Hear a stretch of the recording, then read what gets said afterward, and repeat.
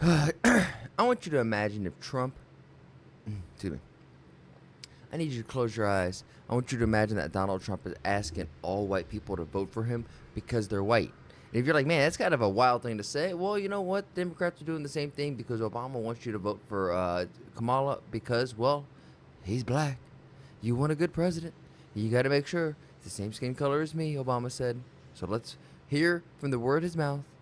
A bitter, annoyed Obama stumps for Trump. So uneducated to think that I would vote for Kamala Harris simply because she claims to be a black woman. And I mean, if people want to stop having Kamala Harris be called a DEI hire, maybe he should stop trying to remind us of her demographic every 5 minutes. Black men not supporting Kamala has nothing to do with her being a woman. It has everything to do with her lack of accomplishments over the last 1,359 days. Well, Anton, I'm watching this and I'm thinking to myself, the shtick is kind of worn thin with Obama, you know. How you doing, Pittsburgh? You know, that whole, it just seems very 2002 or 3. I mean, 2008, I should say. Yeah. Right? It doesn't quite have the same appeal as megastar-ish as he is.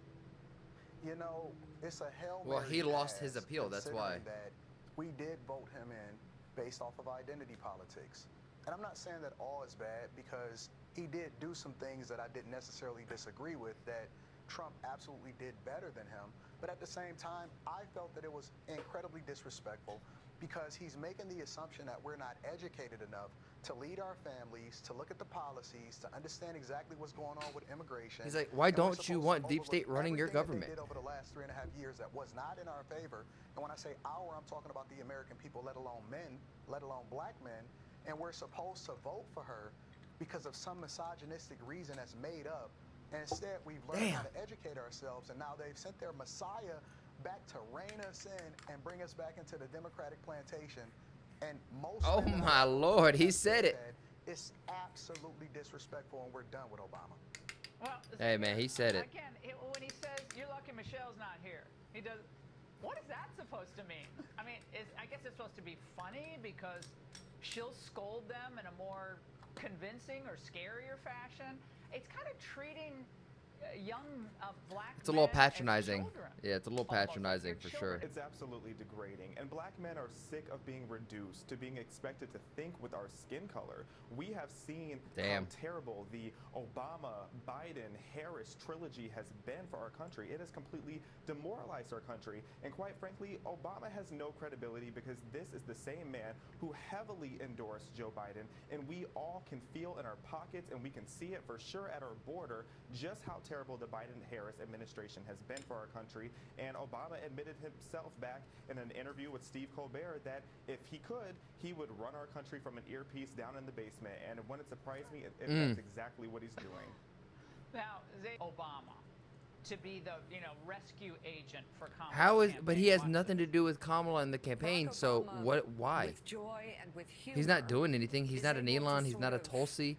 He's not a JD. Get through to an audience that it's not okay to lie. It's not okay to sell the presidency. It's not okay to be a narcissist and to have the reins of the presidency. And be happy with it. They took the same blueprint that got Obama elected, and he was a first for us, right? So our grandparents and our parents and things like that wanted to see this happen, but they were largely voting out of ignorance and voluntary ignorance because they only wanted that identity politics in order to push him through into the presidency. But admittedly, where he was charismatic, she isn't. And so we can see through her. She's a chameleon. When they unleashed her and they allowed for her to be able to take reporters' questions and things like that, it showed that she was completely incompetent.